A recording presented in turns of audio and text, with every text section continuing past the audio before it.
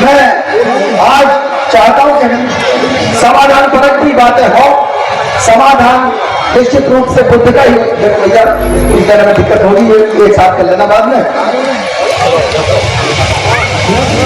समाधान हमारा इस बात को लेकर है कि हम लोग जितने भी पढ़ लिख करके आए हैं, यहां 1000 लोग बैठे होंगे, कई 1000 लोग बाहर घूमे हैं, सब लोगों को यह शपथ लेनी होगी कि हम अपनी जागरूकता या जो भी हमने पाया है जीवन में, न सिर्फ पैसा बल्कि अनुभव, अपना संसाधन, अपनी ऊर्जा, हम अपने गांव वालों को बताएंगे और उन्हें बताएंगे कि गांव से वही व्यक्ति उठ करके आया है जिस घर में जाने अनजाने में पंचशील का पालन किया था, नशा छोड़ा था, गुस्सा छोड़ा था, झूठ बोलना छोड़ा था।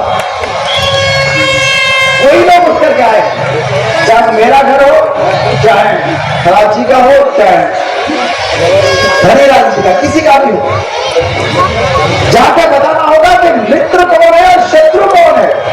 अगर आपके गांव में कोई स्वच्छकार का काम करता है, जिस काम को मैनुअल लेबर को इल्लीगल घोषित कर दिया गया, उस काम को करने से हर 5वें दिन एक स्वच्छकार समाज का आदमी मर जाता है। ऐसा कोई भी काम आपको छुड़ाने में अपनी भूमिका निभानी होगी जो काम अपमानजनक है, जाति सूचक,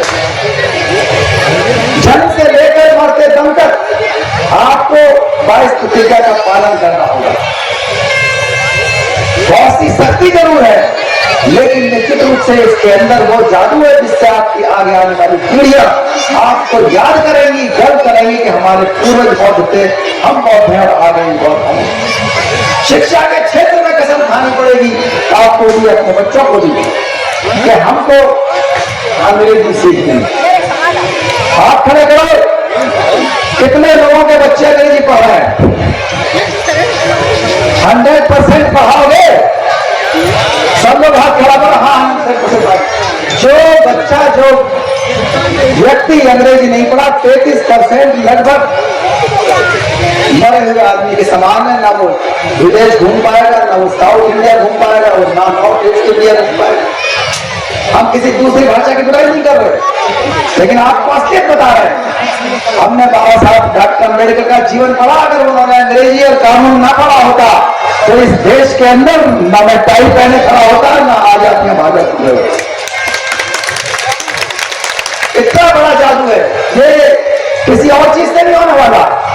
ये अंग्रेजी, विज्ञान, कानून, इकोनॉमिक्स, इंजीनियरिंग, मैथमेटिक्स, इसको स्टेम एजुकेशन बोलते हैं। ये स्टेम एजुकेशन आपको अपने बच्चों के लिए लेनी होगी, और छुट्टी जो विषय है उनको बाद में पढ़ लेना 10-15 साल बाद।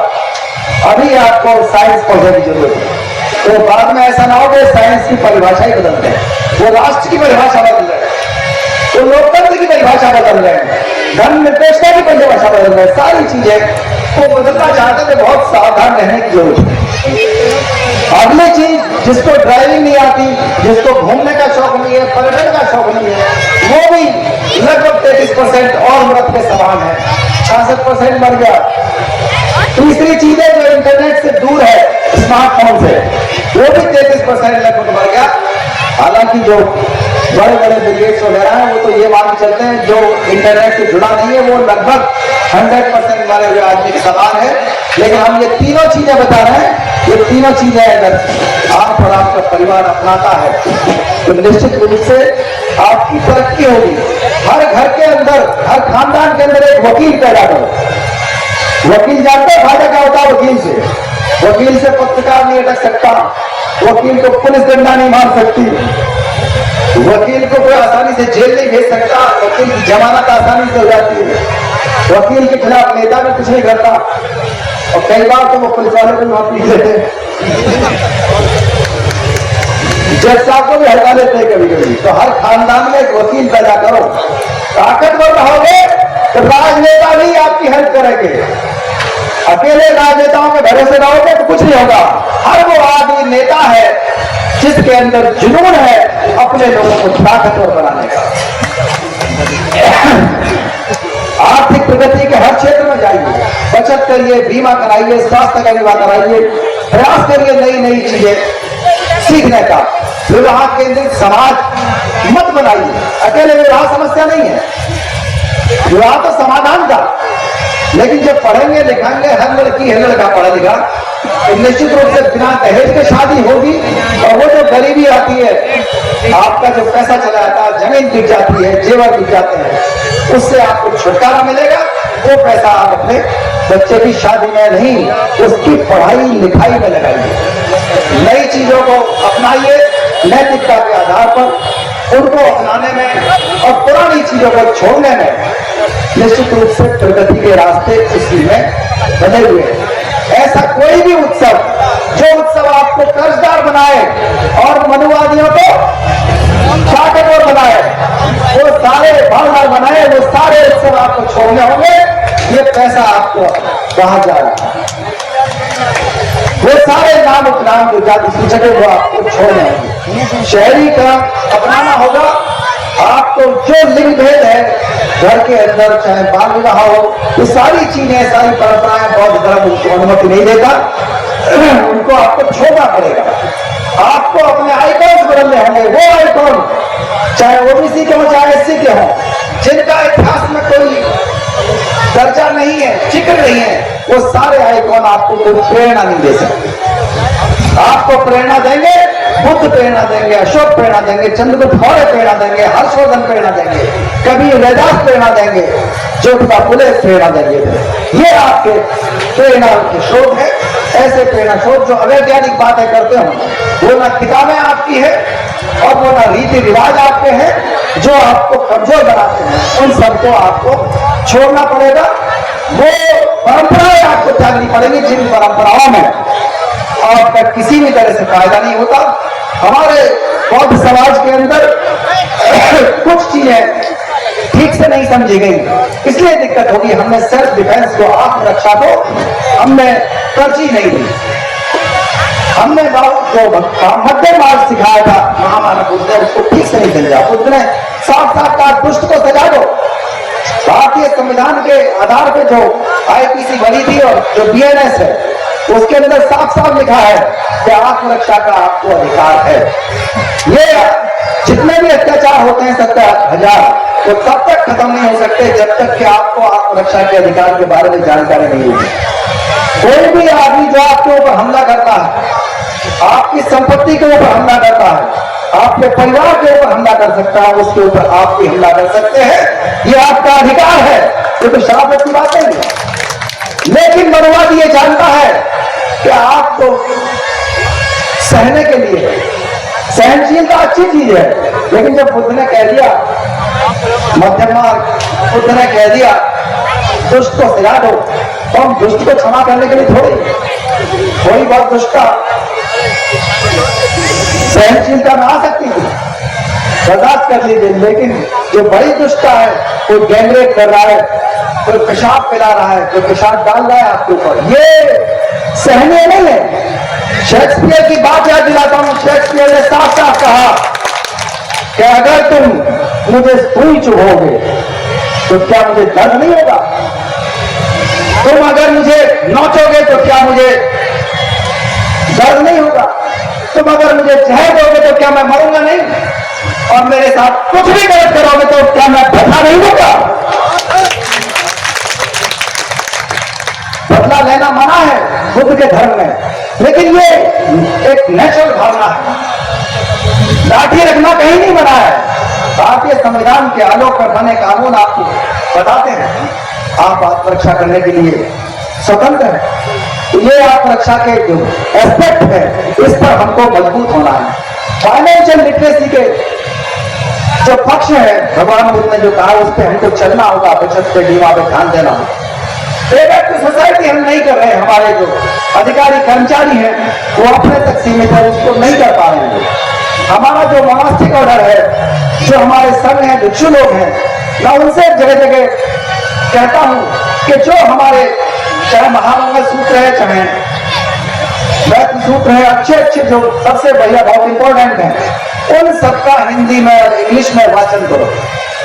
अकेले पाली भाषा में वाचन करना अपने आप में उतना ज्यादा प्रासंगिक नहीं है जितना आप अंग्रेजी में बताएंगे और जितना आप हिंदी में बताएंगे या क्षेत्रीय भाषा में बताएंगे। वो पहुंच ही नहीं पाती अच्छी बात है।